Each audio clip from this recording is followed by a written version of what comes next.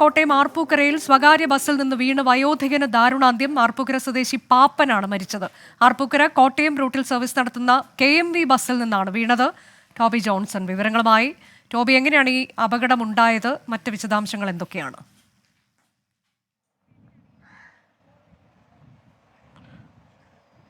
അനുജ, ഉച്ചയ്ക്ക് 12:30യോടെയാണ് ഈ സംഭവം ഉണ്ടാകുന്നത്. പുളിഞ്ചിറക്കുഴി എന്ന് പറയുന്ന ബസ് സ്റ്റോപ്പിൽ വെച്ച് കോട്ടയത്തേക്ക് പോകാൻ വേണ്ടി ബസ് കയറുകയായിരുന്നു ഈ പാപ്പൻ എന്ന് പറയുന്ന വ്യക്തി. അദ്ദേഹത്തിന് 72 വയസ്സുണ്ട്. ബസ്സിൽ കയറുന്നതിനിടയിൽ പിന്നിലേക്ക് മറിഞ്ഞു വീണു എന്നാണ് ഇപ്പോൾ നമുക്ക് ലഭിക്കുന്ന വിവരം. പിന്നിലേക്ക് നിലത്തേക്ക് വീണ ഇദ്ദേഹത്തിൻ്റെ തലയ്ക്ക് ഗുരുതരമായി പരിക്കേറ്റു. കോട്ടയം മെഡിക്കൽ കോളേജിലേക്ക് ഉടൻ തന്നെ നാട്ടുകാർ എത്തിച്ചെങ്കിലും ജീവൻ രക്ഷിക്കാനായില്ലെന്നാണ് മനസ്സിലാക്കാൻ കഴിയുന്നത്. എന്തായാലും ഗാന്ധിനഗർ പോലീസ് കേസ് രജിസ്റ്റർ ചെയ്തിപ്പോൾ അന്വേഷണം ആരംഭിച്ചിട്ടുണ്ട്.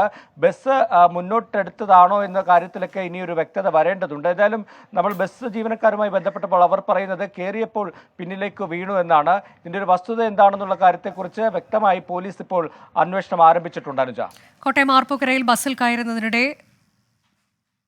വെളിയിലേക്ക് മറിഞ്ഞു വീണ് വയോധികന് ദാരുണാന്ത്യം.